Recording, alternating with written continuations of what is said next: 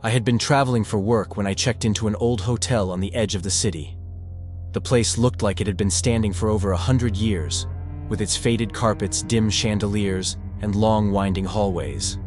The receptionist gave me my key and told me my room was on the 4th floor. I rode the elevator up alone and watched the numbers slowly climb. Something strange happened when the light flickered, and for a brief second the elevator stopped at a floor that should not have existed. The number 6 glowed faintly on the panel, even though the hotel only had 5 floors. A chill crawled up my spine, but before I could react, the elevator jerked and continued to the 4th floor. I tried to shake it off, telling myself it was just a glitch. When I stepped out, the hallway stretched endlessly quiet and suffocating. I unlocked my door, dropped my bag, and sat on the bed. I could not shake the memory of that flickering number 6. The thought stayed with me all evening. By midnight, my curiosity got the better of me. I left my room and pressed the elevator button. Again. The old machine groaned as it descended. When I stepped inside, I stared at the panel, my heart racing. Sure enough, after the doors closed, the panel flickered, and once again the number 6 appeared, glowing faintly, as if daring me to press it. My hand trembled as I reached out and pressed the button. The elevator shuddered violently and began to move upward, slower than before. The air grew colder with each passing second. When the doors finally slid open, I stepped out onto a hallway I knew should not exist. It was the 6th floor. The hallway on the 6th floor was different from the rest of the hotel. The carpet was torn and faded, almost blackened, as if it had been burned long ago. The walls were lined with peeling wallpaper and strange stains that looked too much like dried blood. Dim yellow bulbs flickered above me, but most of them were broken, leaving the corridor in heavy shadows. I walked slowly, my footsteps echoing unnaturally loud, as if the hallway were swallowing the sound. Doors lined both sides, but most had no numbers and their handles were rusted and broken. At the far end, however, one door stood out. A tarnished metal plate hung crooked on its surface with the number 6 etched deep into it. The door itself looked older than the others, its wood splintered and dark, as though something had clawed at it from the inside. My throat went dry and my chest tightened as I moved closer. The air grew colder with every step, and I could hear faint scratching coming from behind the door. I froze, staring at the handle and telling myself it was only rats, or maybe my imagination. But the scratching grew louder and clearer, as if nails were dragging across wood. I lifted my hand slowly to touch the handle, but stopped when I noticed something in the reflection of the tarnished number plate.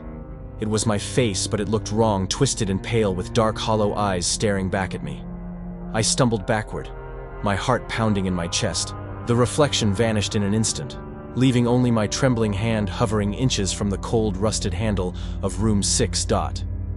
My fingers hovered over the handle of room 6. The cold air seeped through the cracks around the door, biting into my skin, as if warning me to stay away. My heart raced, but curiosity burned stronger than fear. Slowly, I gripped the rusted handle and turned it. The door creaked open with a sound that echoed down the endless hallway. At first glance, the room looked normal, almost disappointingly ordinary. A simple bed with white sheets, a wooden desk, a chair, and a tall mirror on the far wall. But the air was heavy and stale, like no one had stepped inside for decades. I stepped in cautiously, the floorboards groaning under my weight. My eyes drifted to the clock above the bed. The hands moved backward, ticking in reverse, each second louder than it should have been. My breath caught when I glanced at the mirror. My reflection was gone. The glass only showed the room itself, but not me standing in the center of it. I waved my arm back and forth, but the mirror remained empty. A shiver crawled down my spine as I backed away. The sheets on the bed shifted slightly, as if someone invisible had just sat down. The scratching sound I had heard before was now coming from the walls themselves, faint at first, then louder, as if dozens of fingernails dragged across the plaster in unison. I wanted to run, but my legs would not obey. The room seemed alive, breathing, pulsing with a rhythm that matched the pounding in my ears. Then I heard it, a whisper so soft it felt like it came from inside my head. "Welcome back, Dot." The whisper echoed in my mind, lingering long after the word had been spoken. I spun around, searching the empty room, but no one was there. My pulse hammered in my ears as I stared at the bed, the sheets still pressed down as if some unseen weight rested there. The scratching on the walls grew louder, turning into frantic clawing that came from every direction at once. The clock above the bed ticked backward faster and faster until the hands spun wildly in reverse. I stumbled toward the door, desperate to escape, but when I pulled it open, the hallway outside was gone. Instead, there was only another room identical to the one I stood in. My chest tightened as panic set in. I stepped back, shaking my head, unable to believe what I was seeing. The mirror across the room flickered with static like a broken television screen. Then an image formed. My reflection appeared at last, but it was wrong again. This time it smiled, a wide, unnatural grin stretching farther than humanly possible. Its lips moved, though no sound came from its mouth. Yet in my head I heard the words clearly. "You belong here now." I stumbled back until my shoulders hit the cold wall. The reflection in the mirror lifted its hand and dragged long, sharp nails across the glass, leaving deep cracks that spread outward like spiderwebs. From those cracks, a black tar-like liquid began to seep, dripping slowly onto the floor. The whispers rose into a chorus, filling the room, pressing into my skull until I thought my head would split. I covered my ears and screamed, but the voices only grew louder. The room grew darker as the shadow in the mirror began to stretch.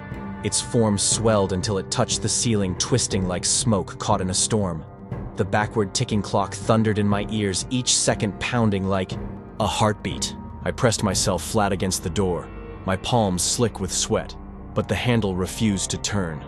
The scratching inside the walls grew violent, like claws tearing through wood and plaster.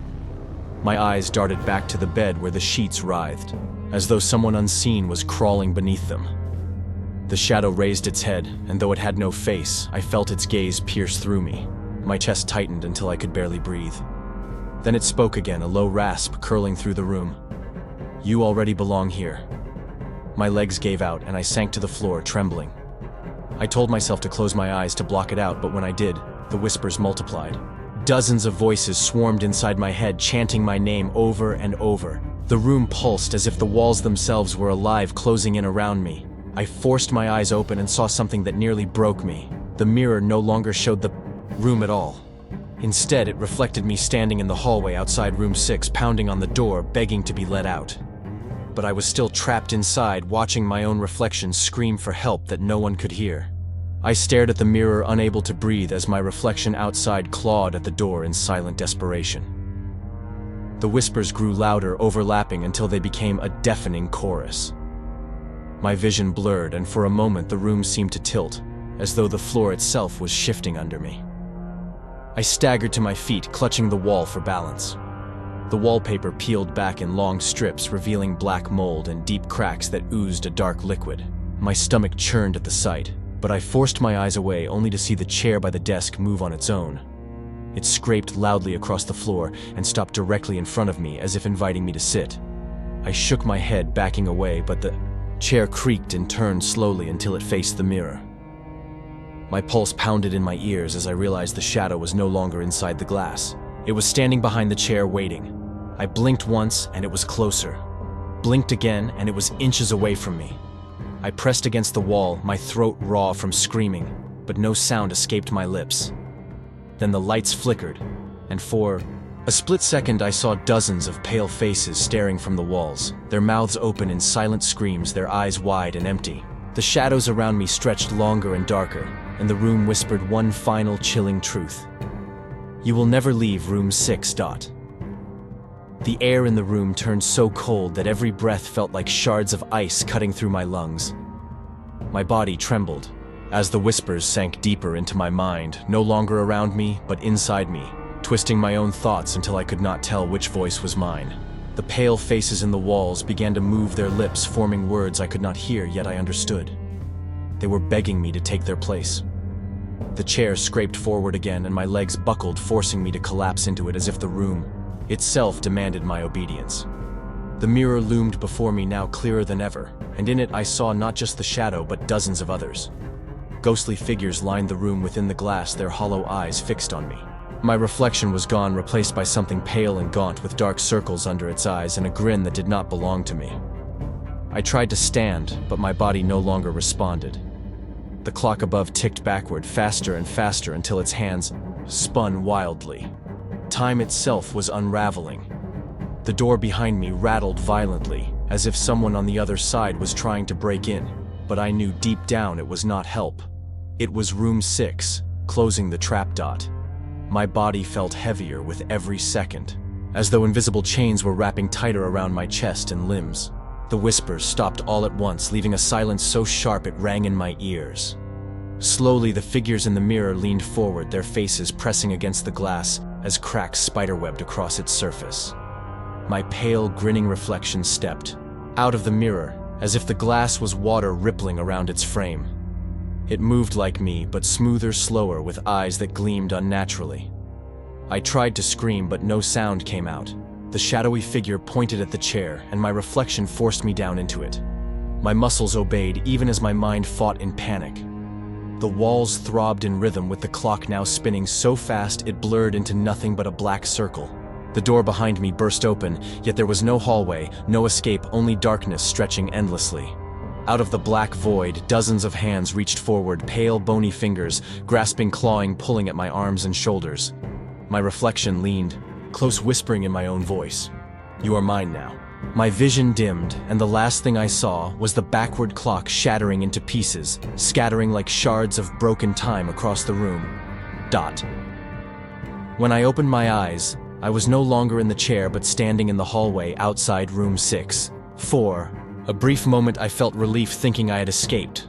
But then I noticed the tarnished number plate was missing from the door. I looked down and saw the brass digits etched into my own skin, glowing faintly as if branded there. My heart pounded as I stumbled backward, but the hallway stretched unnaturally long and endless. Every door I passed bore the same number. 6. My breaths grew shallow as I ran faster, but no matter how far I went, the hallway repeated itself like a loop, with identical doors and identical shadows flickering at the edges of my vision. The whispers returned softer this time, coaxing, almost gentle. "Stay. Forever." I reached for one of the doors, hoping desperately that it would lead me back to the real hotel, but when I opened it, I saw only myself sitting in the chair, staring blankly into the mirror with hollow eyes. The truth sank in like ice. I had never left room 6. I never would. The hotel outside might still look normal to everyone else, but somewhere hidden within its walls, the room waits for the next curious guest to step inside, and when they do, they will find me waiting among the shadows.